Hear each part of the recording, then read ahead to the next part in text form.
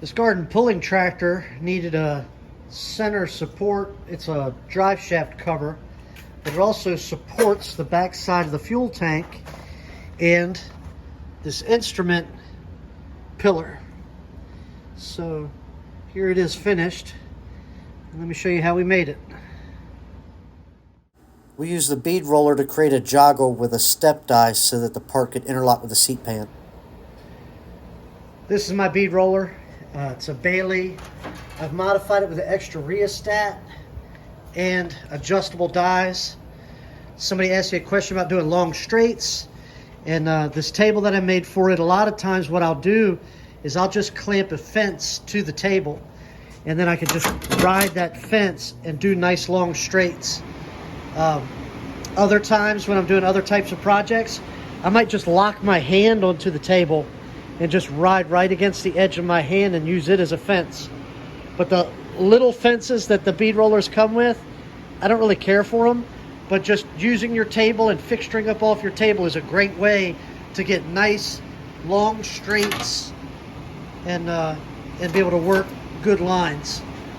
So just something to think about. Next, we notched the joggle so that the part could sit flush on the frame, but allow the tab to sit underneath of the seat pan. So we needed to come under this panel, but also support the gauge pillar that's going to have the weight of the fuel tank and everything on it. And the way we did that is we created a hat channel and spot welded the hat channel like the factory would have done. And then on the very back, we've beaded a step, the same as our material thickness. And now we're going to mount it up and see how it looks.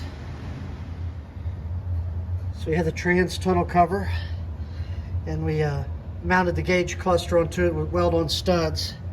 And now what we're doing as a finishing detail is holding the dolly over like this while it's clamped in position and just rolling that edge to follow the edge of the frame. This is what it looked like before that was done. And this is what it looks like now. And it just gives it another piece of character, another finishing detail, and it helps hold this edge more rigid because now it has a downturned flange, which will hold this panel a little stiffer. So this part was made a 1/4 inch wider than it needed to be. That gave us 1/8 of an inch on each side to roll down on that radius. And with it clamped into place, the dolly prevents this back front wanting to turn up when you're putting downward pressure on that part of the flange. It keeps that from wanting to tip up. So what we did is we just came in and real lightly taps, and with a little bit of angle like that, it just started at the top and bent all the way down until it had that 5-10 degree angle.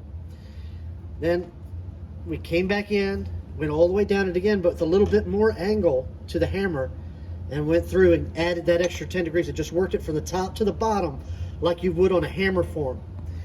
Then you can come in with a spoon and just finish it off and clean it up. Now, any of these little hammer marks or anything, you just scrub it with a file just to clean it up a little bit, then sand it with some 120 and they'll go right away. But that's basically how we did that finishing detail. You're just moving the dolly along with you as you go and using the edge of the frame like a hammer form and just rolling it from top to bottom.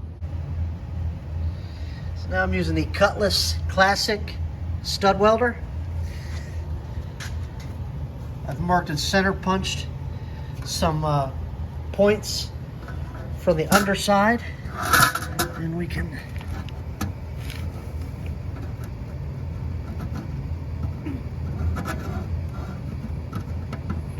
line up our stud, weld studs, and that's how we're going to do hidden hardware on this part. Here we are, all bolted in. That back joggle that we put onto it sits underneath of this part and adds rigidity to the back of the panel. This edge detail, by using the frame as a dolly and hammer forming over the top of it adds rigidity and gives it that finished look. The 2 weld-on studs for our gauge pod and fuel tank support. And then I'll show you the underside. What we did is from the top down, we just chose the best places for hardware along this, and we used as many factory holes as we could that had good access from the bottom. So you can see we have one piece of hardware there right in front of the transmission, another piece right there right next to our hat channel cross member, which supports the fuel tank gauge support, and then one more piece close to the front. Now there is a hanger bearing that goes right in here, so we're going to have to modify and flange the top of this for access to it. But there it is.